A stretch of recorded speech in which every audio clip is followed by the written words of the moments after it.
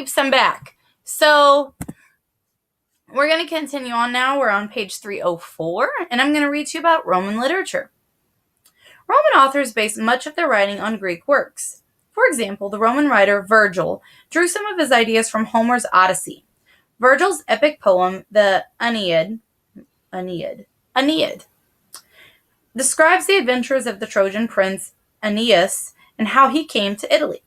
Virgil presents Aeneas as the ideal Roman, brave, self-controlled, and loyal to the gods. Rome's other famous writers also looked to the Greeks for inspiration. Using Greek models, the poet Horace wrote satires. These works poked fun at human weaknesses. Horace also composed odes or poems that expressed strong emotions about life. The Roman writer Ovid wrote works that were based on the Greek myths. The poet Catullus also admired Greek writings. He wrote short poems about love, sadness, and envy. Like the Greeks, Rome's historians recorded the events of their civilization.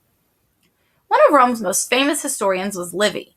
He wrote History of Rome about 10 BC. In this book, Livy describes Rome's rise to power.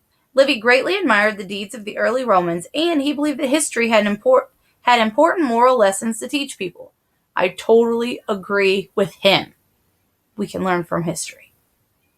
Livy celebrated Rome's greatness, but the Roman historian Tacitus took a darker view. He believed that Rome's emperors had taken people's freedom.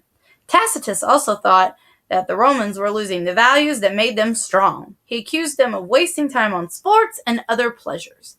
So I'm guessing he wasn't really a big fan of the Colosseum. Also, like the Greeks, the Romans enjoyed plays. Roman plays were often based on Greek tragedies and comedies. Playwrights such as the tragedy writer Seneca and the comedy writer Plautus and Terence wrote plays for religious festivals. Romans especially liked plays with humor.